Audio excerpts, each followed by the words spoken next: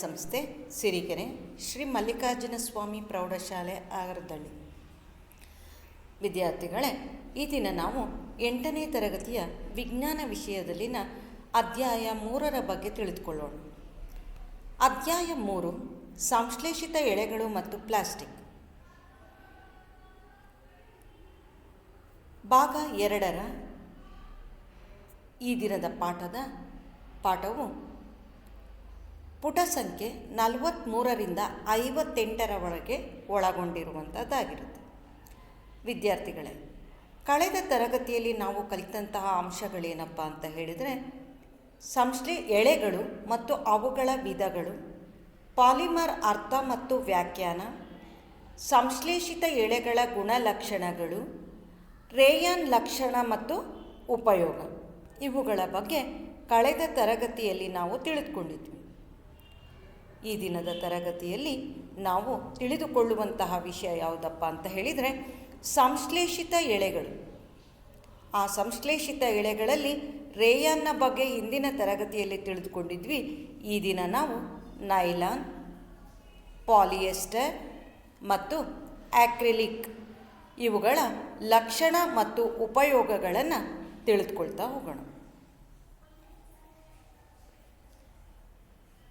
ವಿದ್ಯಾರ್ಥಿಗಳೇ, ಇಲ್ಲಿ ನೋಡ್ತಾ ಇರುವಂತಹ ಚಿತ್ರಣ ಏನಿದೆ, ಇದು ನೈಸರ್ಗಿಕವಾಗಿ ದೊರೆಯುವಂತಹ ಹತ್ತಿ ಅಥವಾ ಉಣ್ಣೆಯಿಂದ ನಾವು ಎಳೆಗಳನ್ನು ತೆಗೆದು ಬಟ್ಟೆಗಳನ್ನು ತಯಾರಿಸುವಂತಹದ್ದನ್ನು ಈ ಚಿತ್ರಣದಲ್ಲಿ ವೀಕ್ಷಣೆ ಮಾಡ್ತಾ ಇದ್ದೀವಿ. ಆದರೆ ಈ ದಿನ ನಾವು ಕಲಿಯುವಂತಹದ್ದೇನಿದೆ, ಇದು ಯಾವುದೇ ಈ ರೀತಿಯ ಹತ್ತಿ ಆಗಲಿ ಅಥವಾ ಉಣ್ಣೆಯನ್ನಾಗಲಿ ಬಳಸಿ ನಾವು ಸಂಶ್ಲೇಷಿತ ಎಳೆಗಳನ್ನು ತಯಾರು ಮಾಡ್ತಾ ಇಲ್ಲ. ಇಲ್ಲಿ ನೀವು ಚಿತ್ರದಲ್ಲಿ ನೋಡ್ತಾ ಇರುವಂತಹದ್ದು ಹತ್ತಿ ಬಟ್ಟೆಯನ್ನು ತಯಾರಿಸುವಂಥದ್ದು, ಉಣ್ಣೆಯಿಂದ ಬೆಚ್ಚನೆಯ ಸ್ವೆಟರನ್ನು ತಯಾರಿಸುವಂತಹದ್ದು ಮತ್ತು ಅವುಗಳನ್ನು ಬಳಸಿ ತಯಾರಿಸಿದಂತಹ ಈ ಥರ ವಸ್ತುಗಳನ್ನು ನೀವು ನೋಡ್ತಾ ಇದ್ದೀರ. ಆದರೆ ಪ್ರಕೃತಿದತ್ತವಾಗಿ ಅಥವಾ ನೈಸರ್ಗಿಕವಾಗಿ ಸಿಗುವಂತಹ ಯಾವ ವಸ್ತುಗಳನ್ನು ಬಳಸದೆ ಅಲ್ಲಿ ಈಗ ತಯಾರು ಮಾಡ್ತಾ ಇರುವಂಥದ್ದು ಅಂತ ಹೇಳಿದರೆ ಸಂಶ್ಲೇಷಿತ ಎಳೆಗಳು ಅಥವಾ ಸಿಂಥೆಟಿಕ್ ಫೈಬರ್ಸ್ ಅನ್ನುವಂಥದ್ದನ್ನು ಈಗ ನೀವು ವೀಕ್ಷಣೆ ಮಾಡ್ತಾ ಇದ್ದೀರಿ.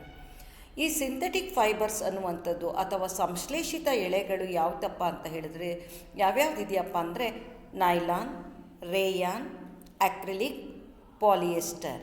ಇದಿಷ್ಟು ಸಹ ಈ ನೈಲಾನ್, ರೇಯಾನ್, ಆಕ್ರಿಲಿಕ್, ಪಾಲಿಯೆಸ್ಟರ್ ಇವೆಲ್ಲವೂ ಸಹ ನಿಮಗೆ ಇಂಗ್ಲೀಷ್ನಲ್ಲಿಯೇ ಆ ಪದಗಳಿರುವಂಥದ್ರಿಂದ ನೀವು ಅದೇ ರೀತಿಯಲ್ಲಿ ಕಲಿಯೋದು, ಜೊತೆಗೆ ನೀವೀಗಾಗಲೇ ಅದೇ ಪದಗಳನ್ನು ಸಹ ಅದನ್ನು ಬಳಸ್ತಾ ಇದ್ದೀರ.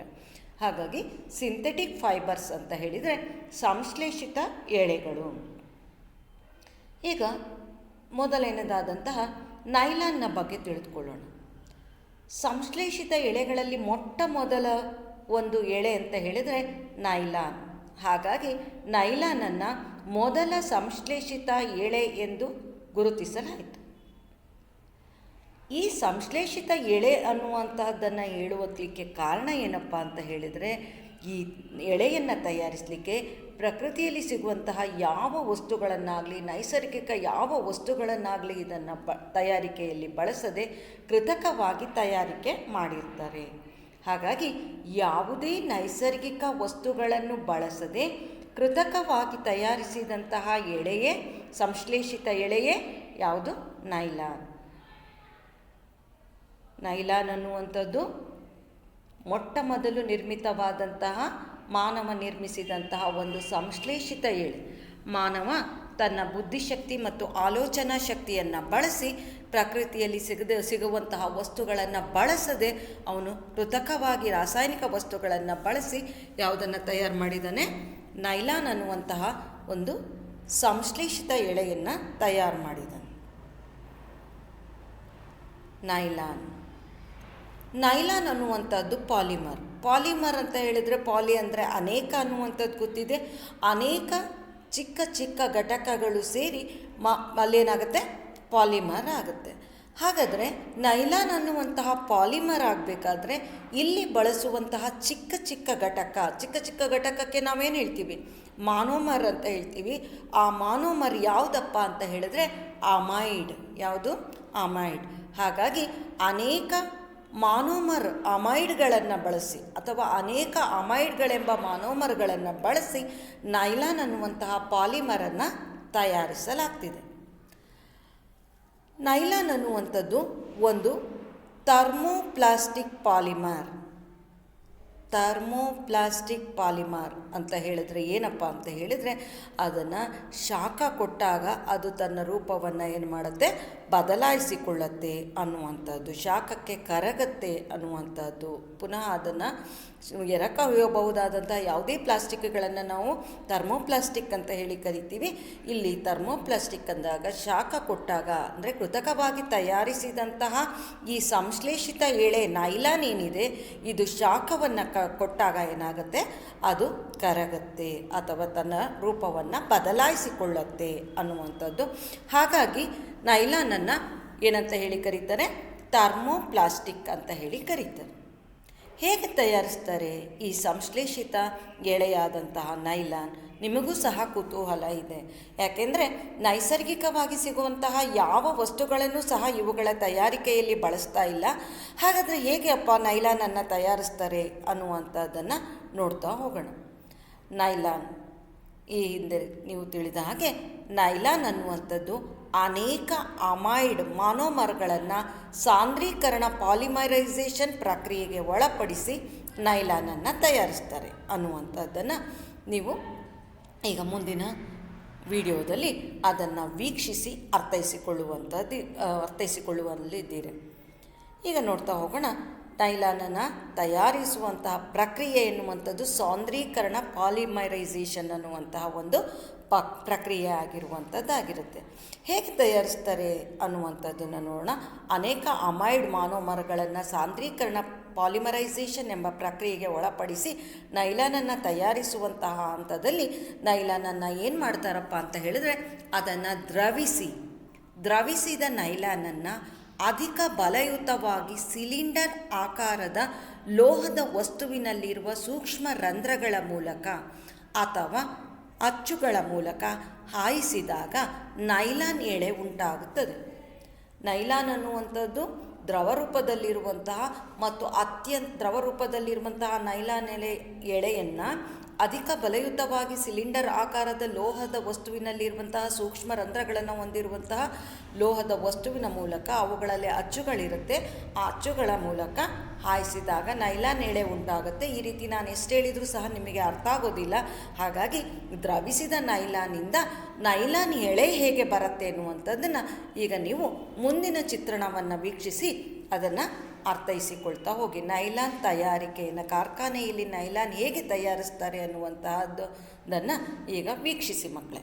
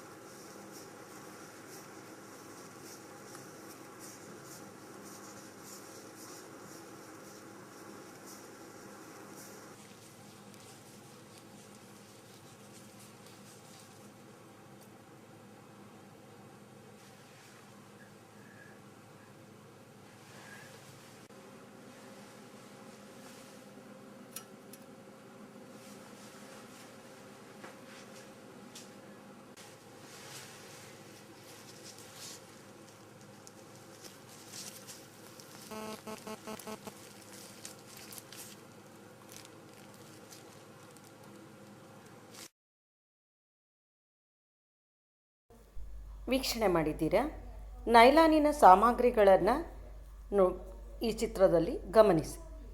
ನೈಲಾನನ್ನು ಬಳಸಿ ಏನೆಲ್ಲ ವಸ್ತುಗಳನ್ನು ತಯಾರಿಸುತ್ತಿದ್ದಾರೆ ಅನ್ನುವಂತಹದ್ದನ್ನು ನೀವು ಗಮನಿಸಬಹುದು.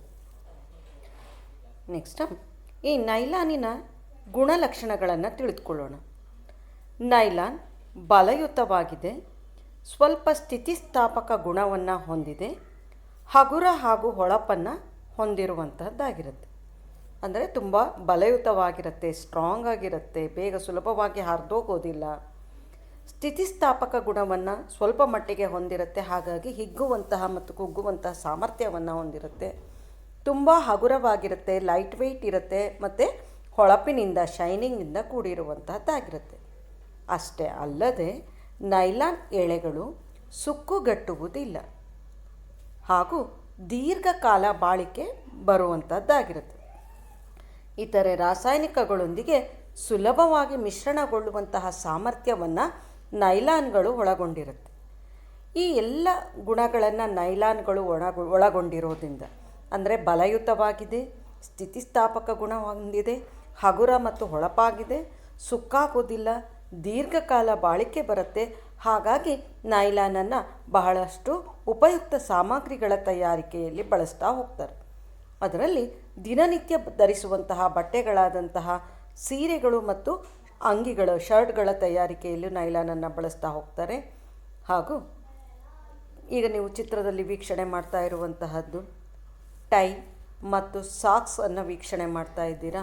ಈ ಟೈಗಳ ತಯಾರಿಕೆಯಲ್ಲಿ ಮತ್ತು ಸಾಕ್ಸ್ಗಳ ತಯಾರಿಕೆಯಲ್ಲಿಯೂ ಸಹ ನೈಲಾನನ್ನು ಬಳಸುವಂಥದ್ದಾಗಿದೆ. ಹಾಗೆ ಪ್ಯಾರಾಚೂಟ್ಗಳು ಮತ್ತು ಪರ್ವತಾರೋಹಿಗಳು ಬಳಸುವ ಬಲಯುತ ಹಗ್ಗಗಳನ್ನು ನೈಲಾನಿನಿಂದ ತಯಾರಿಸಿರುತ್ತಾರೆ. ಪ್ಯಾರಾಚೂಟ್ಗಳಲ್ಲಿ ಬಳಸುವಂತಹ ದಾರದ ಎಳೆಗಳು, ಪರ್ವತಾರೋಹಿಗಳು ಬಳಸುವಂತಹ ಬಲಯುತ ಹಗ್ಗಗಳಲ್ಲಿ ನೈಲಾನನ್ನು ಬಳಸ್ತಾರೆ. ಯಾಕಪ್ಪ ಅಂತ ಹೇಳಿದರೆ ನಿಮಗೆ ಗೊತ್ತೇ ಇದೆ, ನೈಲಾನ್ ಅತ್ಯಂತ ಏನಾಗಿರುವಂಥದ್ದಾಗಿದೆ, ಬಲಯುತವಾಗಿರುವಂಥದ್ದಾಗಿರುತ್ತೆ. ಹಾಗಾಗಿ ಅದೇ ರೀತಿಯಲ್ಲಿ ನೈಲಾನಿನ ಇನ್ನು ಯಾವ ಉದ್ದೇಶಕ್ಕೆ ನೈಲಾನನ್ನು ಬಳಸ್ತಾ ಹೋಗ್ತಾರೆ ಅಂತ ಹೇಳಿದರೆ, ಪೇಂಟಿಂಗ್ ಮಾಡುವ ಬ್ರಷ್ಗಳ ಎಳೆಗಳನ್ನು ತಯಾರಿಸಲಿಕ್ಕೆ ನೈಲಾನನ್ನು ಬಳಸ್ತಾ ಹೋಗ್ತಾರೆ. ಪೇಂಟಿಂಗ್ ಬ್ರಷ್ಗಳಲ್ಲಿ ಇರುವಂತಹ ಎಳೆಗಳನ್ನು ಮತ್ತು ಹಲ್ಲುಜ್ಜುವಂತಹ ಬ್ರಷ್ಗಳ ಎಳೆಗಳನ್ನು ತಯಾರಿಸಲಿಕ್ಕೆ ನೈಲಾನನ್ನು ಬಳಸುವಂತಹದ್ದನ್ನು ನಾವು ಕಾಣಬಹುದಾಗಿದೆ. ಹಾಗಾಗಿ ನೈಲಾನ್ ಇವುಗಳಲ್ಲದೆ ಇನ್ನೂ ಬಹಳಷ್ಟು ವಸ್ತುಗಳ ತಯಾರಿಕೆಯಲ್ಲಿಯೂ ಸಹ ನೈಲಾನನ್ನು ಬಳಸ್ತಾರೆ ಅನ್ನುವಂಥದ್ದು. ಈ ವಸ್ತುಗಳಲ್ಲದೆ ನೈಲಾನನ್ನು ತಯಾರಿಸಿ ಬಳಸುವಂತಹ ದಿನನಿತ್ಯ ಬಳಕೆಯಲ್ಲಿನ ವಸ್ತುಗಳನ್ನು ನೀವು ಪಟ್ಟಿ ಮಾಡಿ. ವಿದ್ಯಾರ್ಥಿಗಳೇ, ಈಗ ಮತ್ತೊಂದು ಸಂಶ್ಲೇಷಿತ ಎಳೆ ಪಾಲಿಎಸ್ಟರ್. ಪಾಲಿಎಸ್ಟರ್ ಎಸ್ಟರ್ ಎಂಬ ಮಾನೋಮರ್ಗಳಿಂದಾದ ಪಾಲಿಮರ್ ಎಳೆ ಆಗಿದೆ. ಅಂದರೆ ಪಾಲಿಎಸ್ಟರ್ ಅನ್ನುವಂಥದ್ದನ್ನು ತಯಾರಿಸಲಿಕ್ಕೆ ಎಸ್ಟರ್ ಎಂಬಂತಹ ಮಾನೋಮರ್ಗಳು ಅವಶ್ಯಕವಾಗಿ ಬೇಕು. ಅಂತಹ ಎಸ್ಟರ್ಗಳ ತಯಾರಿಕೆಯಲ್ಲಿ ಪಾಲಿಮರನ್ನು ಬಳಸ್ತಾ ಹೋಗ್ತಾರೆ.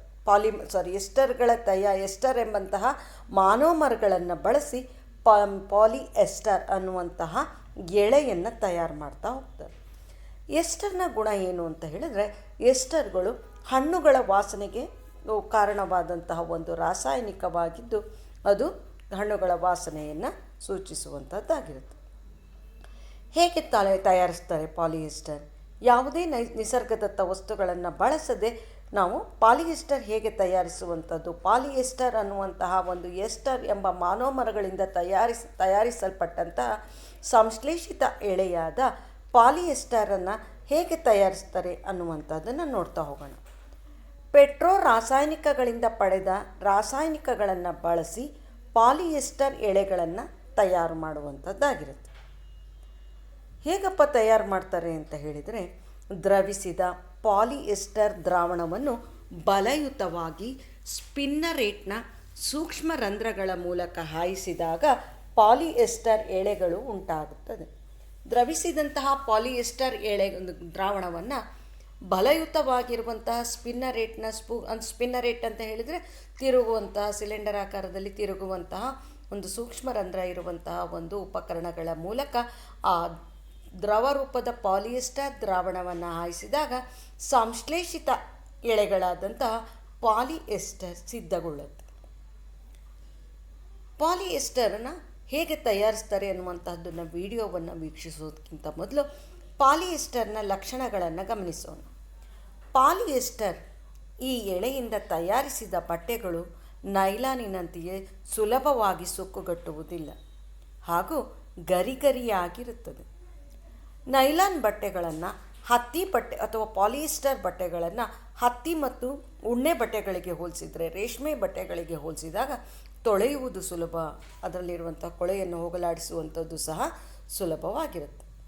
ಪಾಲಿಯೆಸ್ಟರ್ ನೋಡಿ, ಪಾಲಿಯೆಸ್ಟರ್ ಎಲ್ಲಿ ಬಳಸ್ತಾರೆ ಅನ್ನುವಂಥದ್ದನ್ನು ನೀವು ವೀಕ್ಷಣೆ ಮಾಡಿದಾಗ ವಿದ್ಯಾರ್ಥಿಗಳೇ ಇಲ್ಲಿ ನೋಡ್ತಾ ಇರುವಂತಹ ಒಂದು ಸಂಶ್ಲೇಷಿತ ಎಳೆಗಳಿಂದ ತಯಾರಿಸಲ್ಪಟ್ಟಂತಹ ಏನಿದೆ ಹೂವಿನ ಹಾರ, ಇದು ಪಾಲಿಯೆಸ್ಟರ್ನಿಂದ ತಯಾರಿಸಲ್ಪಟ್ಟಿರುವಂಥದ್ದು. ನೀವು ಕೆಲವು ಬ್ಲೌಸ್ ಪೀಸ್ಗಳಿಂದ ಈ ರೀತಿಯ ಹಾರವನ್ನು ತಯಾರಿಸಿರುವಂತಹದ್ದನ್ನು ನೋಡ್ತೀರಾ. ನೀವು ಸಹ ಕೆಲವರು ಅದನ್ನು ನೀವೇ ಸಿದ್ಧಪಡಿಸ್ತೀರ.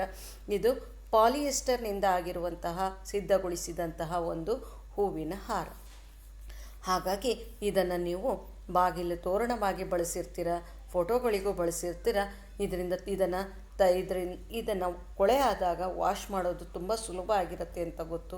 ನೀವು ಹೇಗೆ ವಾಶ್ ಮಾಡಿದರೂ ಸಹ ಇದು ಸುಕ್ಕುಗೊಟ್ಟೋದಿಲ್ಲ, ಹಾಗೆ ಗರಿಗರಿಯಾಗಿರುತ್ತೆ. ಇದನ್ನು ನೀವು ವೀಕ್ಷಣೆ ಮಾಡೋದ್ರ ಮೂಲಕ ಪಾಲಿಯೆಸ್ಟರ್ನ ಲಕ್ಷಣಗಳನ್ನು ಸಹ ನೀವು ಸುಲಭವಾಗಿ ತಿಳಿಲಿಕ್ಕೆ ಸಾಧ್ಯ ಆಗ್ತಾ ಹೋಗುತ್ತೆ. ಇದಲ್ಲದೆ ಪಾಲಿಯೆಸ್ಟರ್ನ ಲಕ್ಷಣಗಳನ್ನು ವೀಕ್ಷಣೆ ಮಾಡ್ತಾ ಹೋಗೋಣ. ಪಾಲಿಯೆಸ್ಟರ್ಗಳು ಹತ್ತಿಯೊಂದಿಗೆ ಮಿಶ್ರಣ ಮಾಡಿ ಪಾಲಿಕಾಟ್ ತಯಾರಿಸುತ್ತಾರೆ. ಪಾಲಿಯೆಸ್ಟರ್ ಅನ್ನುವಂಥದ್ದು ನಿಮಗೆ ಗೊತ್ತೇ ಇದೆ. ಪಾಲಿಯೆಸ್ಟರ್ ಅನ್ನುವಂಥದ್ದು ಒಂದು ಸಂಶ್ಲೇಷಿತ ಎಳೆ. ಈ ಸಂಶ್ಲೇಷಿತ ಎಳೆಯನ್ನು ತಯಾರಿಸಲಿಕ್ಕೆ ನೈಸರ್ಗಿಕ ವಸ್ತುಗಳನ್ನು ಬಳಸೋದಿಲ್ಲ. ಸಪೋಸ್ ಎಸ್ಟರ್ ಜೊತೆಗೆ ಹತ್ತಿಯನ್ನು ಸೇರಿಸಿ ಸಿದ್ಧಪಡಿಸಿದಂತಹ ಸಂಶ್ಲೇಷಿತ ಎಳೆ ಏನಿದೆ ಅದನ್ನು ನಾವು ಪಾಲಿಕಾಟ್ ಅಂತ ಹೇಳಿ ಕರಿತೀವಿ. ಹಾಗಾಗಿ ಹತ್ತಿಯೊಂದಿಗೆ ಮಿಶ್ರಣ ಮಾಡಿ ಪಾಲಿಕಾಟ್ ಅನ್ನುವಂಥದ್ದನ್ನು ತಯಾರು ಮಾಡ್ತಾರೆ. ಇದು ಸಂಪೂರ್ಣ ಹತ್ತಿಯನ್ನು ಹೋಲೋದಿಲ್ಲ ಅಥವಾ ಸಂಪೂರ್ಣ ಪಾಲಿಯೆಸ್ಟರನ್ನು ಹೋಲದೇ ಇರುವಂಥ ಎರಡೂ ಗುಣಲಕ್ಷಣಗಳನ್ನು ಹೊಂದಿರುವಂತಹ ಒಂದು ಲಕ್ಷಣವನ್ನು ಹೊಂದಿರುವಂಥದ್ದಾಗುತ್ತೆ. ಹಾಗೆ ಪಾಲಿಯೆಸ್ಟರ್ನೊಂದಿಗೆ ಉಣ್ಣೆಯನ್ನು ಮಿಶ್ರಣ ಮಾಡಿ ಪಾಲಿವೂಲ್ ತಯಾರಿಸಿರ್ತಾರೆ. ಇದನ್ನು ಸಹ ಪಾಲಿಯೆಸ್ಟರ್ನೊಂದಿಗೆ ಉಣ್ಣೆಯನ್ನು ಮಿಶ್ರಣ ಮಾಡಿದ್ರೆ ಪಾಲಿವೂಲ್ ಆಗುತ್ತೆ. ಪಾಲಿಯೆಸ್ಟರ್ನೊಂದಿಗೆ ಹತ್ತಿ ಮಿಶ್ರಣ ಮಾಡಿದರೆ ಪಾಲಿಕಾಟ್ ಆಗುತ್ತೆ. ಹಾಗಾಗಿ ಈ ಪಾಲಿಕಾಟ್ ಅಥವಾ ಕಾಟನಿಂದು ಅಥವಾ ಉಲ್ಲನಿನ ಬಟ್ಟೆಗಳನ್ನು ಖರೀದಿಸುವುದು ಸ್ವಲ್ಪ ದುಬಾರಿ. ಹಾಗಾಗಿ ಇದು ಎಲ್ಲರಿಗೂ ಸಹ ಕೈಗೆಟುಕುವ ಸುಲಭ ದರದಲ್ಲಿ ಸಿಗೋದ್ರಿಂದ, ಜೊತೆಗೆ ಅವುಗಳ ಮೂಲ ಗುಣಗಳನ್ನು ಸಹ ಬಹಳಷ್ಟು ಉಳಿಸಿಕೊಂಡಿರೋದ್ರಿಂದ ಪಾಲಿಕಾಟ್, ಪಾಲಿವೂಲ್ ಇವುಗಳನ್ನು ಸಹ ಆ ಥರದ ವಸ್ತುಗಳನ್ನು ತಯಾರು ಮಾಡ್ತಾರೆ. ಪಾಲಿವೂಲ್ ಅನ್ನುವಂಥದ್ದು ಉಲ್ಲನಿನ ಸ್ವೆಟರ್ ಏನಿದೆ ಅದು ದೇಹದ ರಕ್ಷಣೆಗೆ ಶಾಖವನ್ನು ನಮಗೆ ದೇಹಕ್ಕೆ ಒದಗಿಸುವಂಥದ್ದಾಗತ್ತೆ. ಆದರೆ ಉಲ್ಲನಿನದು ಉಣ್ಣೆಯದ್ದೇ ಸ್ವೆಟರ್ ತಗೊಳ್ಬೇಕು ಅಂತ ಹೇಳಿದರೆ ಅದಕ್ಕೆ ಭಾಳಷ್ಟು ರೇಟ್ ಇರುತ್ತೆ. ಹಾಗಾಗಿ ಉಣ್ಣೆಯ ರೀತಿಯಲ್ಲೇ ಕಾಣುವಂತಹ ಜೊತೆಗೆ ದೇಹದ ಉಷ್ಣತೆಯನ್ನು ಕಾಪಾಡುವಂತಹ ಪಾಲಿವೂಲನ್ನು ಬಳಸಿ ಅಲ್ಲಿ ಸ್ವೆಟರ್, ಶಾಲು ಆ ರೀತಿಯ ವಸ್ತುಗಳನ್ನು ತಯಾರು ಮಾಡ್ತಾ ಹೋಗ್ತಾರೆ. ಹಾಗಾದರೆ ಇಲ್ಲಿ ಪಾಲಿವೂಲ್, ಪಾಲಿಕಾಟ್ ಇವುಗಳ ತಯಾರಾಗಲಿಕ್ಕೂ ಇಲ್ಲೂ ಸಹ ಬಳಸುವಂತಹ ರಾಸಾಯನಿಕ ಮಾನೋಮರ್ ಘಟಕ ಎಸ್ಟರ್ ಆಗಿರುವಂಥದ್ದಾಗಿರುತ್ತೆ. ನೋಡಿ ವಿದ್ಯಾರ್ಥಿಗಳೇ, ಈಗ ನೀವು ವೀಕ್ಷಣೆ ಮಾಡ್ತಾ ಇರುವಂಥದ್ದು ಪಾಲಿಯೆಸ್ಟರ್ ಅನ್ನುವಂತಹ ಬಟ್ಟೆಯದ್ದು. ಇದು ಟೆರಿಲಿನ್, ಟೆಕ್ರಾನ್ ಮತ್ತು ಟೆರೇನ್ ಈ ರೀತಿಯ ವಿಧದಲ್ಲಿ ಸಿಗುವಂಥದ್ದಾಗಿರುತ್ತೆ. ಟೆರಿಲಿನ್ ಅನ್ನುವಂಥದ್ದನ್ನು ನೀವು ಕೇಳಿದ್ದೀರ, ಪಾಲಿಯೆಸ್ಟರ್ ಕೇಳಿರ್ತೀರ, ಟೆರಿಲಿನ್ ಕೇಳಿರ್ತೀರ, ನೈಲಾನ್ ಕೇಳಿರುವಂಥದ್ದಾಗಿರುತ್ತೆ. ಇವೆಲ್ಲವೂ ಸಹ ಸಂಶ್ಲೇಷಿತ ಎಳೆಗಳಾಗಿರುತ್ತೆ. ಪಾಲಿಯೆಸ್ಟರ್ ಅನ್ನುವಂಥದ್ದು ಟೆರಿಲಿನ್ ರೂಪದಲ್ಲಿಯೂ ಸಹ ಸಿಗ್ತಾ ಇರುತ್ತೆ. ಪಾಲಿಯೆಸ್ಟರ್ನ ಲಕ್ಷಣಗಳು. ಪಾಲಿಯೆಸ್ಟರ್ನಲ್ಲಿ ಪೆಟ್, PET, ಪಾಲಿಇಥೈಲಿನ್ ಟೆರಿಫ್ತಾಲೇಟ್ ಪಾಲಿಯೆಸ್ಟರ್ನ ಒಂದು ಚಿರಪರಿಚಿತ ರೂಪ. ಪಾಲಿಯೆಸ್ಟರ್ನ ಚಿರಪರಿಚಿತ ರೂಪ ಅನ್ನುವಂಥದ್ದು, ಪಾಲಿಯೆಸ್ಟರ್ ಅನ್ನುವಂಥದ್ದು ಬಟ್ಟೆಗಳಲ್ಲಿ ಅಥವಾ ಇತರೆ ಸಾಮಗ್ರಿಗಳಲ್ಲದೆ ಪೆಟ್ಗಳ ರೂಪದಲ್ಲಿ ಸಿಕ್ಕತ್ತೆ. ಪೆಟ್ ಅಂತ ಹೇಳಿದರೆ ಪ್ಲಾಸ್ಟಿಕ್ಕಿನ ಬಾಟಲ್ಗಳ ರೀತಿಯಲ್ಲಿ ಸಂಗ್ರಾಹಕಗಳಾಗಿ ಜಾರ್ಗಳಲ್ಲಿ ಪ್ಲಾಸ್ಟಿಕ್ ಜಾರ್ಗಳ ರೂಪದಲ್ಲಿ ಬಳಸ್ತಿರಲ್ಲ, ಅದು ಪಾಲಿಯೆಸ್ಟರ್ದೇ ಆಗಿರುತ್ತೆ. ಅದನ್ನು ಪೆಟ್ ಅಂತೀವಿ. ಪೆಟ್ನ ವಿಸ್ತೃತ ರೂಪ ಪಾಲಿಇಥೈಲೀನ್ ಟೆರಿಫ್ತಾಲೇಟ್ ಅನ್ನುವಂಥದ್ದು. ಇದು ಅದರ ವಿಸ್ತೃತ ರೂಪ ಆಗಿರುತ್ತೆ.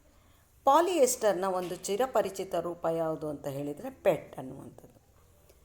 ಪಾಲಿಯೆಸ್ಟರನ್ನು ಸಹ ನಾವು ಅಂಗಿಗಳಲ್ಲಿ, ಅಂದರೆ ಶರ್ಟ್ಸ್ಗಳ ತಯಾರಿಕೆಯಲ್ಲಿ, ಇತರೆ ಉಡುಪುಗಳ ತಯಾರಿಕೆಯಲ್ಲಿ ಪಾಲಿಯೆಸ್ಟರನ್ನು ಬಳಸ್ತೀವಿ. ಹಾಗೆ ಉಪಯೋಗಗಳು: ಪೆಟ್, ಪಾಲಿಇಥೈಲೀನ್ ಟೆರಿಫ್ತಾಲೇಟ್ ಫಿಲ್ಮ್ಗಳು ಮತ್ತು ವೈರ್ಗಳ ತಯಾರಿಕೆಯಲ್ಲಿ ನಾವು ಪಾಲಿಯೆಸ್ಟರನ್ನು ಬಳಸ್ತೀವಿ. ಫಿಲಮ್ಗಳು ಮತ್ತು ವೈರ್ಗಳಲ್ಲಿ ಮತ್ತು ಪ್ಲಾಸ್ಟಿಕ್ ಬಾಟ್ಲುಗಳಲ್ಲಿ ನೋಡಿ, ನೀರು ಸಂಗ್ರಹಿಸುವಂತಹ ಪ್ಲಾಸ್ಟಿಕ್ ಬಾಟ್ಲುಗಳೇನಿದೆ, ಇದು ನೀರಿನ ಸಂಗ್ರಾಹಕ ಬಾಟಲ್ ಅಥವಾ ಜಾರ್ಗಳು, ಪ್ಲಾಸ್ಟಿಕ್ ಜಾರ್, ಅಡುಗೆ ಮನೆಯಲ್ಲಿ ಬಳಸುವಂತಹ ಸಂಗ್ರಹಕಾರಕಗಳೇನಿದೆ ಅವುಗಳು ಸಹ ಪೆಟ್ಟಿಂದ ಆಗಿರುತ್ತೆ. ಅದರಲ್ಲಿ ಅದರ ಬಾಟಲ್ನ ತಳಭಾಗದಲ್ಲಿ ತ್ರಿಕೋನಾಕೃತಿಯಲ್ಲಿ ಅದನ್ನು ನಮೂದಿಸಿರ್ತಾರೆ. ಅದರಲ್ಲಿ ಒಂದೊಂದು ಅವುಗಳಲ್ಲಿ ತ್ರಿಕೋನಾಕಾರದ ಒಳಗಡೆ ಸೂಚಿಸುವಂತಹ ಸಂಖ್ಯೆ ಅದು ಒಂದೊಂದು ಗುಣವಿಶೇಷವನ್ನು ತಿಳಿಸುವಂತಹದ್ದಾಗಿರುತ್ತೆ. ಹಾಗಾಗಿ ಪೆಟ್ ಅಥವಾ ಪಾಲಿಇಥೈಲೀನ್ ಟೆರಿಫ್ತಾಲೇಟ್ ಅನ್ನುವಂತಹದ್ದು ಇದು ಈ ನೀರಿನ ಬಾಟಲ್ಗಳಲ್ಲಿ, ಫಿಲಮ್ಗಳು, ವೈರ್ಗಳ ತಯಾರಿಕೆಯಲ್ಲಿ ಬಳಕೆ ಆಗ್ತಾ ಇರುವಂತಹ ಪಾಲಿಯೆಸ್ಟರ್ನ ಚಿರಪರಿಚಿತ ರೂಪ ಆಗಿರುವಂಥದ್ದಾಗಿದೆ. ನೋಡಿ, ಬಾಟಲ್ಸ್ ಆಗಿರ್ಬೋದು, ಯುಟೆನ್ಸಿಲ್ ಆಗಿರ್ಬೋದು, ಇವೆಲ್ಲವೂ ಸಹ ದಿನನಿತ್ಯ ಬಳಕೆಯಲ್ಲಿ ಬಳಸುವಂತಹ ಒಂದು ಚಿರಪರಿಚಿತ ರೂಪದ ವಸ್ತುಗಳಾಗಿರುತ್ತೆ. ವಿದ್ಯಾರ್ಥಿಗಳು, ಪಾಲಿಯೆಸ್ಟರ್ನ ಬಗ್ಗೆ ನೀವು ವೀಕ್ಷಣೆ ಮಾಡಿದ್ದೀರ. ಪಾಲಿಯೆಸ್ಟರನ್ನು ವೀಕ್ಷಿಸಿದ ನಿಮಗೆ ಪಾಲಿಯೆಸ್ಟರನ್ನು ಹೇಗೆ ತಯಾರಿಸ್ತಾರೆ ಅನ್ನುವಂತಹ ಅದನ್ನು ನೋಡುವಂತಹ ಕುತೂಹಲ ಇದ್ದೇ ಇದೆ. ಹಾಗಾಗಿ ಕಾರ್ಖಾನೆಗಳಲ್ಲಿ ಪಾಲಿಯೆಸ್ಟರನ್ನು ಹೇಗೆ ತಯಾರಿಸ್ತಾರೆ ಅನ್ನುವಂಥದ್ದನ್ನು ಈಗ ವಿಡಿಯೋ ತುಣುಕಿನ ಮೂಲಕ ವೀಕ್ಷಿಸಿ ತಿಳಿದುಕೊಳ್ಳಿ. But first, in the UK we throw away billions of plastic bottles every year. We're getting much better at recycling them, but did you know that they can also be turned into clothing? This amazing process starts here at the Bottle Recycling Centre. The first stage is shredding. When you throw away your bottle, you often leave a small amount of drink inside. Shredding all the bottles releases the unwanted liquid so it doesn't affect the quality of the plastic. The shredded bottles are then wrapped in cellophane and boxed up ready to be shipped around the world. It may be rubbish to us, but to the Chinese textile industry, this plastic waste is a valuable commodity. Recycled bottles arrive from all over the world to feed the busy clothing industry. Sorting separates the clear plastic from the coloured stuff. Clear plastic can be made into white clothes or material that can be dyed, so it's extremely valuable. Most clear plastic bottles have coloured lids and stickers on them, but these have got to go, so the bottles head for the baths. The coloured caps are made of a different plastic which floats. A worker can then strain them off the top.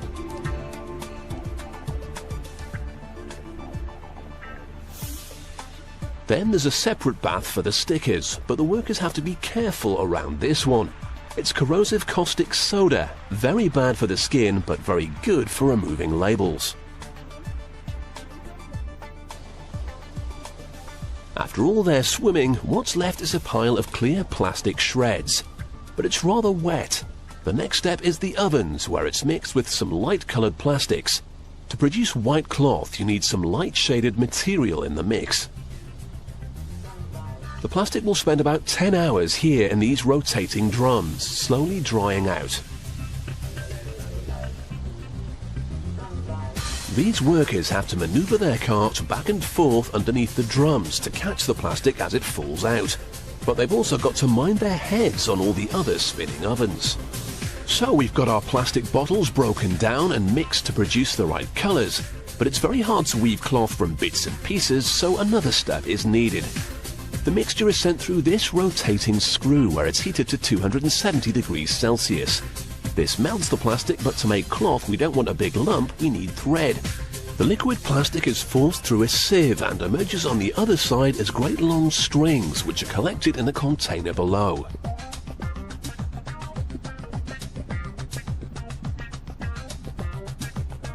We've now got thread, but it isn't strong enough to make cloth yet. First, it must be combined and stretched several times while being heated. This will bond the fibers together. Now, it's taken ages to produce this material, but the next part of the process is to tear it apart again. The fluff that emerges is the raw substance you need to make polyester. However, that takes place in another factory altogether, so the workers here bale it up and send it on. It looks like cotton wool, but it's an entirely man-made substance created from your old bottles. This machine scrapes it all onto a very rough cloth which is loaded here, ready to be carded. Carding is where the bonded fibers are brushed together so they all lie in a similar direction, which strengthens the material. The sheet of polyester felt that emerges is now ready to be turned into thread. These machines will tease it out. They spin off mile after mile of pure polyester, which is collected on these bobbins. And finally, we reach the point where your old plastic bottles become cloth. Like a spider at the center of its web, the loom draws in thousands of threads and weaves a new sheet of polyester. To give it a smoother feel, there are still two more processes to go through. The first is very delicate. This machine creates tiny loops on its surface. The second stage is the opposite. Using a series of tough steel brushes, these spinning rollers catch and tear all the carefully made loops. The shredded surface helps give the material a soft, furry feel, making it far more comfortable to the touch. So we've turned our recycled bottles into polyester at last. Now it's time to make some clothes. Using a roll of material, stylists mark out the latest designs, being as economical as they can with their handy template. Although they're profiting from your rubbish, they don't want to create any more waste. The pieces will then be sent to workers who turn your trash into the trendiest gear you can find on the high street. So what started out as your rubbish was carefully sorted, then shredded, and turned into cloth. That cloth was shredded into fluff, spun into thread, and turned into fashion, from plastic bottles to polyester clothing.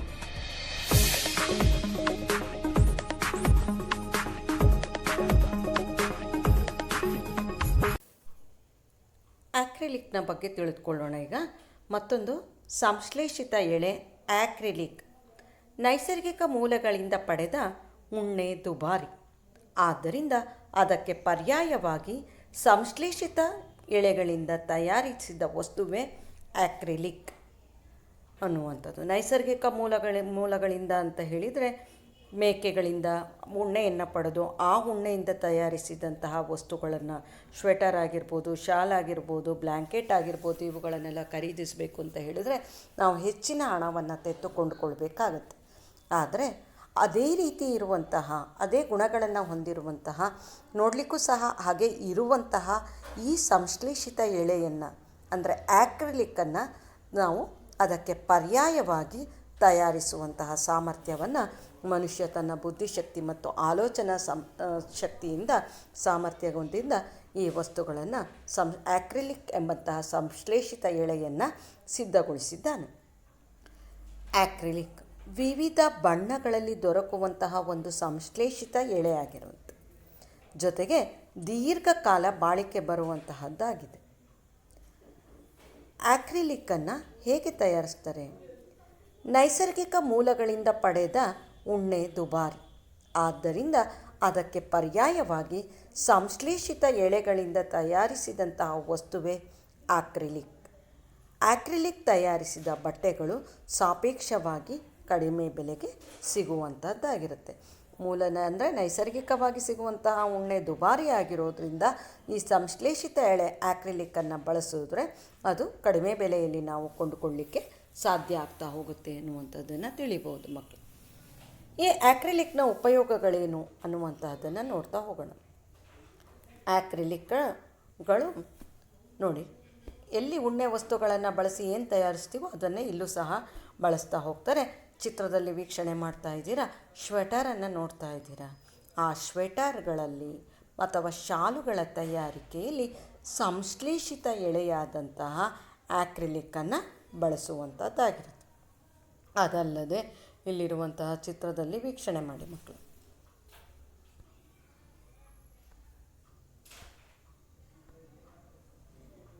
ನೋಡಿ, fleece, socks, sportswear, sweater, blankets, shawls ಇವುಗಳ ತಯಾರಿಕೆಯಲ್ಲಿ ಏನನ್ನು ಬಳಸ್ತಾ ಹೋಗ್ತಾರೆ? Acrylic. ನೋಡಿ, ಎಲ್ಲ ವಸ್ತುಗಳು ಸಹ ಆಕ್ರಿಲಿಕ್ನಿಂದ ಸಿದ್ಧಗೊಂಡಿರುವಂತಹ ವಸ್ತುಗಳು. ಸಾಕ್ಸ್ ಗೊತ್ತಿದೆ, ಸ್ಪೋರ್ಟ್ಸ್ ವೇರಿನ ಡ್ರೆಸ್ಸನ್ನು ಧರಿಸಿರ್ತೀರ, ಸ್ವೆಟರ್ ಇದೆ, ಇಲ್ಲಿ ಬ್ಲ್ಯಾಂಕೆಟ್ ಇದೆ, ಈ ಕಡೆ ಇಲ್ಲಿ ಶಾಲ್ ಇದೆ. ಇವುಗಳನ್ನು ಸಹ ನೀವು ನೋಡ್ತಾ ಹೋಗ್ಬೋದು. ನೋಡಿ, ಆಕ್ರಿಲಿಕ್ನ ಸಾಮಗ್ರಿಗಳು ಇಲ್ಲಿ ಕೃತಕ ಸಂಶ್ಲೇಷಿತ ಎಳೆಯಾದಂತಹ ಉಣ್ಣೆಯನ್ನೇ ಹೋಲುವಂತಹ ಆಕ್ರಿಲಿಕ್ನಿಂದ ತಯಾರಿಸಿದಂತಹ ವಸ್ತುಗಳು ಸ್ವೆಟರ್ಸ್, ಶಾಲ್, ಬ್ಲ್ಯಾಂಕೆಟ್ಸ್. ನೋಡ್ತಾ ಇದ್ದೀರಲ್ವ ಮಕ್ಕಳು, ಯಾವುದರಿಂದ ಸಿದ್ಧಗೊಂಡಿದೆ? ಇದು ಆಕ್ರಿಲಿಕ್ನಿಂದ ಸಿದ್ಧಗೊಂಡಿರುವಂತಹ ವಸ್ತುಗಳು. ನೋಡಿ, ಇಲ್ಲಿ ನೋಡ್ತಾ ಇರುವಂಥದ್ದು ಕೋಟ್ ಆಗಿರ್ಬೋದು, ಜಾಕೆಟ್, ಸೂಟ್ ಆಗಿರ್ಬೋದು, ಜಾಕೆಟ್ ಆಗಿರ್ಬೋದು, ಸ್ಯಾರೀಸ್ ಆಗಿರ್ಬೋದು, ಇವೆಲ್ಲ ಪಾಲಿಯೆಸ್ಟರ್ನಿಂದ ರೂಪುಗೊಂಡಂತಹ ವಸ್ತುಗಳು. ಈಗ ನೋಡ್ತಾ ಹೋಗೋಣ ಆಕ್ರಿಲಿಕ್ನ ಉಪಯೋಗಗಳು. ಉಪಯೋಗ ನೀವು ನೋಡಿದ್ದೀರ, ಯಾವ್ಯಾವ ಸಾಮಗ್ರಿಗಳ ತಯಾರಿಕೆಯಲ್ಲಿ, ಯಾವ ಉಡುಪುಗಳ ತಯಾರಿಕೆಯಲ್ಲಿ ಬಳಸ್ತಾರೆ ಅಂತ. ರಗ್ಗುಗಳ ತಯಾರಿಕೆಯಲ್ಲಿ, ಬಟ್ಟೆಗಳ ತಯಾರಿಕೆಯಲ್ಲಿ, ಸ್ವೆಟರ್ಗಳ ತಯಾರಿಕೆಯಲ್ಲಿ, ಈ ರೀತಿಯ ವಿವಿಧ ವಸ್ತುಗಳು, ಶಾಲ್ಗಳ ತಯಾರಿಕೆಯಲ್ಲಿ, ಬ್ಲ್ಯಾಂಕೆಟ್ಗಳ ತಯಾರಿಕೆಯಲ್ಲಿ, ಇವುಗಳಲ್ಲಿ ಯಾವುದನ್ನು ಬಳಸ್ತಾ ಹೋಗ್ತಾರೆ? ಆಕ್ರಿಲಿಕ್ನ ಬಳಸ್ತಾ ಹೋಗ್ತಾರೆ. ಈಗ ವಿದ್ಯಾರ್ಥಿಗಳೇ, ಪಠ್ಯಪುಸ್ತಕದಲ್ಲಿ ನೀಡಿರುವಂತಹ ಒಂದು ಚಟುವಟಿಕೆಯನ್ನು ಈಗ ನಾವು ಗಮನಿಸೋಣ. ಏನು ಚಟುವಟಿಕೆಯನ್ನು ಕೊಟ್ಟಿದ್ದಾರೆ? ಚಟುವಟಿಕೆ 3.1 ಚಟುವಟಿಕೆಯನ್ನು ಗಮನಿಸೋಣವೇ? ನೋಡ್ತಾ ಹೋಗಿ. ಈ ಚಟುವಟಿಕೆ ಪಠ್ಯಪುಸ್ತಕದಲ್ಲಿ ನೀವು ಸಹ ವೀಕ್ಷಣೆ ಮಾಡ್ತಾ ಇರಬಹುದು. ಏನಿದು ಚಟುವಟಿಕೆ? ನೋಡಿ, ಚಟುವಟಿಕೆ 3.1 ಹಿಡಿಕೆ ಇರುವ ಕಬ್ಬಿಣದ ಆಧಾರ ಸ್ತಂಭವನ್ನು ತೆಗೆದುಕೊಳ್ಳಿ. ಒಂದು ಆಧಾರ ಸ್ತಂಭ ತೆಗೆದುಕೊಂಡು ಸುಮಾರು 60 ಸೆಂಟಿಮೀಟರ್ ಉದ್ದವಿರುವ ದಾರವನ್ನು ತೆಗೆದುಕೊಳ್ಳಿ. ಚಿತ್ರ 3.5ರಲ್ಲಿ ತೋರಿಸಿರುವಂಥ, ಅಂದರೆ ಈಗ ನೀವು ನೋಡ್ತಾ ಇರುವಂತೆ ಈ ಚಿತ್ರದಲ್ಲಿ ವೀಕ್ಷಣೆ ಮಾಡಿರುವಂಥ ಕಾಣಿಸ್ತಾ ಇರುವ ಹಾಗೆ ತೋರಿಸಿರುವಂತೆ ದಾರವನ್ನು ಮುಕ್ತವಾಗಿ ಕಬ್ಬಿಣದ ಹಿಡಿಕೆಗೆ ಕಟ್ಟಿ. ದಾರದ ಇನ್ನೊಂದು ತುದಿಯಲ್ಲಿ ತೂಕವನ್ನು ಇಡಲು ಅನುಕೂಲವಾಗುವ ಹಾಗೆ ತೂಗುಬಟ್ಟಲನ್ನು ತೂಗು ಹಾಕಿ ಅನ್ನುವಂಥದ್ದು. ಅರ್ಥ ಆಗ್ತಿದೆ ಅಲ್ವಾ ಮಕ್ಕಳೇ? ಇಲ್ಲಿ ಒಂದು ಆಧಾರ ಸ್ತಂಭವನ್ನು ತೆಗೆದುಕೊಂಡಿದ್ದೀವಿ. ಆ ಆಧಾರ ಸ್ತಂಭಕ್ಕೆ 60 ಸೆಂಟಿಮೀಟರ್ ಉದ್ದದ ವಿವಿಧ ಸಂಶ್ಲೇಷಿತ ಎಳೆಯಾಗಿರ್ಬೋದು ಅಥವಾ ನೈಸರ್ಗಿಕ ಎಳೆಗಳನ್ನು ನಾವು ಅವುಗಳನ್ನು ಅಲ್ಲಿ ತೂಗು ಹಾಕ್ತಾ ಇದ್ದೀವಿ. ಒಂದೊಂದಾಗಿ ಅದನ್ನು ತೂಗು ಹಾಕ್ತಾ ಇದ್ದೀವಿ. ಮೊದಲು ನೈಸರ್ಗಿಕ ಎಳೆ, ಆನಂತರ ಸಂಶ್ಲೇಷಿತ ಎಳೆಯನ್ನು ತೂಗು ಹಾಕಿ ಒಂದು ಕಡೆ ಅದನ್ನು ದಾರವನ್ನು ಮುಕ್ತವಾಗಿ ತೂಗು ಬಿಟ್ಟಿದ್ದೀವಿ. ಇನ್ನೊಂದು ಬದಿಯಲ್ಲಿ ತೂಕವನ್ನು ಹಾಕಲಿಕ್ಕೆ ನಾವು ತೂಕದ ಬಟ್ಟಲನ್ನು ಇಟ್ಟಿರುವಂಥದ್ದನ್ನು ಈ ಚಿತ್ರದಲ್ಲಿ ವೀಕ್ಷಣೆ ಮಾಡ್ತಾ ಇದ್ದೀರ. ಏನು ಕ್ರಿಯೆ ನಡೀತಾ ಇದೆ? ಏನು ಆಗುತ್ತೆ? ಇದರಿಂದ ನಾವು ಏನನ್ನು ತಿಳಿಬೋದು ಅಂತ ಹೇಳಿದರೆ, ಏನನ್ನು ವೀಕ್ಷಣೆ ಮಾಡಲಿಕ್ಕೆ ಸಾಧ್ಯ ಇದೆ ಅನ್ನುವಂಥದ್ದನ್ನು ನಾವು ಮುಂದಿನ ವಿಡಿಯೋದಲ್ಲಿ ತಿಳಿಯೋಣ ಅಂತ ಮಕ್ಕಳೇ. ಚಟುವಟಿಕೆ 3.1 ನೋಡಿದ್ದೀರಾ ಅಂತ ಅಂದ್ಕೊಳ್ತೀನಿ. ಏನಾಗುತ್ತೆ ಈ ಚಟುವಟಿಕೆಯನ್ನು ನೋಡಿದಾಗ ಅನ್ನುವಂಥದ್ದನ್ನು ನಾವು ಚಟುವಟಿಕೆಯನ್ನು ವೀಕ್ಷಿಸೋದ್ರ ಮೂಲಕ ಅದನ್ನು ಏನು ಮಾಡ್ತಾ ಹೋಗೋಣ, ಅರ್ಥೈಸಿಕೊಳ್ಳುವ ಪ್ರಯತ್ನವನ್ನು ಮಾಡೋಣ. Today, join me to learn how yarn is made from raw fiber to the yarn on coil. Get a close and personal view to see how it's done from acrylic and blended yarns today.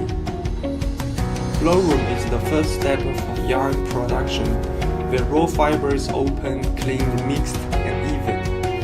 Firstly, fiber are picked up by the wheel opener. Initial opening and blending occur at this time. The fiber are transferred to the following mixture and blender by airflow for further cleaning, blending, and dust removal. Till now, the fiber prepared for the next cutting process.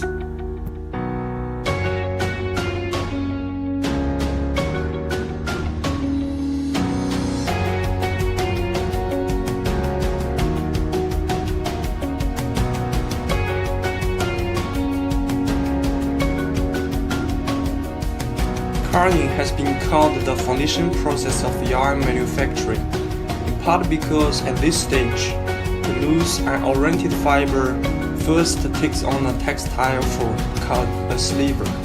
A series of Y-curved cylinders are used to straighten and further clean the fiber. The fiber is then formed into a uniform web, which is condensed into a loop-like sliver and placed automatically in a container in an organized way. Here we come to the drawing frame section. The draw frame has four major purposes: equalizing, stretching, blending, and weight control. Usually 6 to 8 carded slivers are fit into the draw frame and are made into a single sliver. You can see the slivers before draw frame are not quite straight and relaxed. On the other side of the machine, all of these beams are coming out as two separate roving slivers into rotating beams. This is laying down the slivers flat in an organized way for the next draw frame machine. The visual difference from before drawing to after drawing is remarkable. Carded slivers must go through different draw frame 2 to 3 times. The more it goes, the easier it becomes. After the second or third drawing machine is now ready to move on to the next process, which is called Rapproving. Rapproving is now going to organize the yarn to be prepared for spinning in the next step. The Rapprover takes the slivers from the beams and combines two beams together. It gives it a small twist to hold the slivers together that is just enough for the spinning process. It's creating large Rapproving coins that will be placed above the spinning machine in the next process. The fibers are routed onto these coins. Once the Rapproving cycle is done, the machine stops. The operator collects the coins into a movable cart for the spinners to come on again. After collecting, the empty coins will be reloaded again for the next roving cycle. It's now time to move to spinning. There appear to be hundreds of thousands of spinners at the Shenren textile. Above the machines are slowing, rotating Rapproving coins. The slower the rotation, the thinner the ply of yarn. The quicker, obviously, the chunky the ply. The spinners are making one ply of yarn each. They're taking the fibers from the Rapproving coins and applying the spinning twist. The bottom collection spindles are rotating extremely fast in comparison to the Rapproving coins above. The spinning machine are extremely condensing the Rapproving yarn from the thicker ply to a very thin ply of yarn that has strength. By comparison, you will notice that during the same process, there are extra horizontal coins on the top, which is actually the core and are twisted around by the vertical Rapproving coins. The yarn formed in this way is called coin-spun yarn, which is used to enhance functional properties such as strength, durability, and stretch comfort. Now it's time to move to the next process, winding. Winding is the process of creating large yarn coins from a number of small ring bobbins in order to make sure of yarn in subsequent machinery. As you can see, the small ring cups are automatically fit to the flex tree, where the small ring cups start their journey of winding. The small bobbins are unwound, and meanwhile they are forming bigger yarn coins above. In order to get good quality yarn coins, winding speed and winding tension should be maintained in the right way.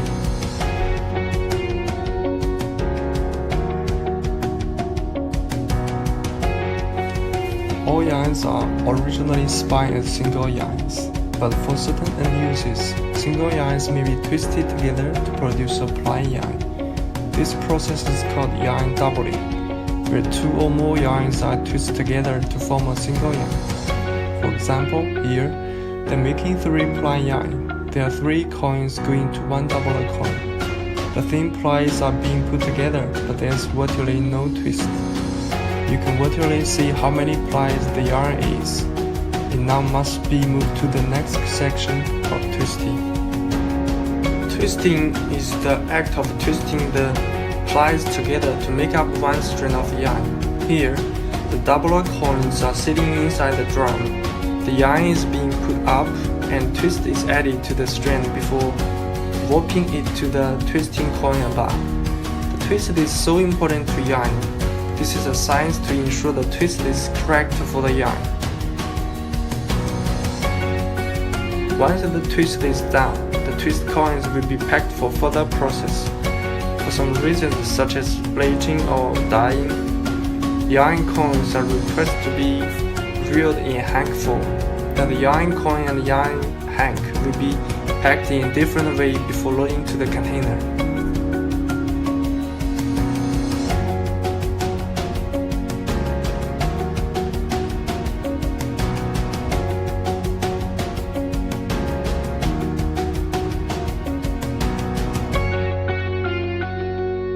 Strength of a fiber. Let us perform an activity to find out the strengths of different fibers. Take an iron stand with a clamp. Take 4 threads of different materials, like cotton, wool, silk, and nylon, each of about 60 centimeters in length. Now take the cotton thread and tie it to the clamp so that it hangs freely. At the free end, suspend a pan in such a way that weights can be placed in it. Add weights one by one till the thread breaks.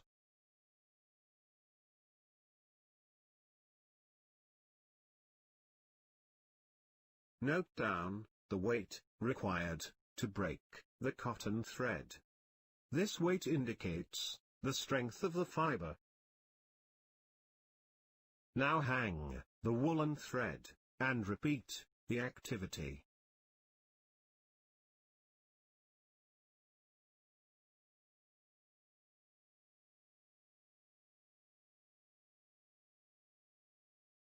Note down the weight required to break the thread.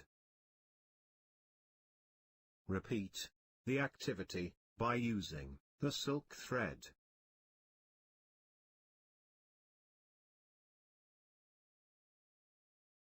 You will observe that, when a weight of 200 grams is placed in the pan, the thread breaks. Now use the nylon thread and add weights till the thread breaks.